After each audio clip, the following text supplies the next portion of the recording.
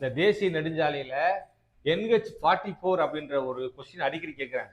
இந்த NH44 அப்படின்றது ஜம்மு காஷ்மீர் மாநிலத்தில் ஸ்ரீநகர்ல இருந்து ஆரம்பிச்சு நம்ம இந்தியாவின் தலைநகரான டெல்லியிலிருந்து அப்படியே ஜான்சி, நாக்பூர் வழியாக தென்கோடி முனையான கன்னியாகுமரியில் வந்து முடிஞ்சிடும்.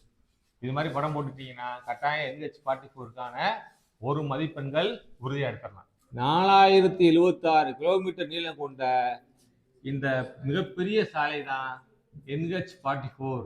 இதோட மொத்த நீளம் எவ்வளவுனா 4076 கிலோமீட்டர் நீளம் கொண்டது. அடுத்து இந்த NH44 போலவே தங்க நாற்கர சாலையை குறிக்க சொன்னாலும் சொல்லலாம். இந்த தங்க நாற்கர சாலை திட்டம்ன்றது 4 வழி அல்லது 6 வழிகளை கொண்ட ஒரு திட்டம். எப்படி? டெல்லியிலிருந்து கல்கத்தா, கல்கத்தாவிலிருந்து என்னது சென்னை, சென்னையிலிருந்து மும்பை, மும்பை டு மீண்டும் டெல்லி. நாற்கர வடிவில் இருக்கா? இந்த நாற்கர வடிவில் இணைப்படக்கூடிய இந்த மொத்த சாலையோட நீளம் எவ்வளவுனா 5846 கிலோமீட்டர். நாட்டின் பொருளாதாரத்தை வளப்படுத்தக்கூடிய இந்த முக்கியமான சாலை திட்டத்தை தொடங்கி வச்சு இதற்கு பெருமை சேர்த்தவர் யாருன்னா அடல் பிகாரி வாஜ்பாய். சரிங்களா? இந்த ரெண்டு தான் கேட்பாங்க தேசிய நெடுஞ்சாலையில பொறுத்தளவுல. இந்த தேசிய நெடுஞ்சாலைக்கு அடுத்து இருப்பு பாதை போக்குவரத்துன்னு கேட்கலாம்.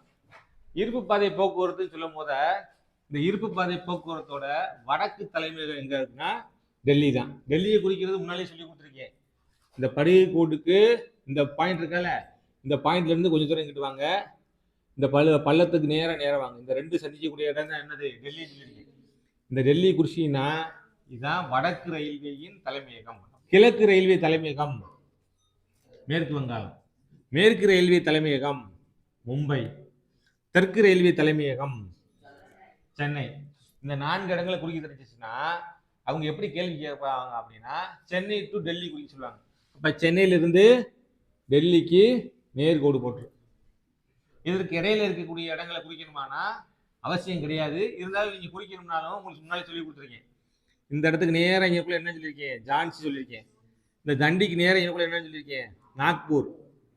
இங்கக்குள்ள வரும்போது சென்னை வந்துடும். இதே போலதான் வான்வழி. வான்வழியில என்ன செய்யணும்? டெல்லி டு சென்னை அப்படியே ஸ்வைங்கின்னு பறந்து போய் வந்துட வேண்டியது.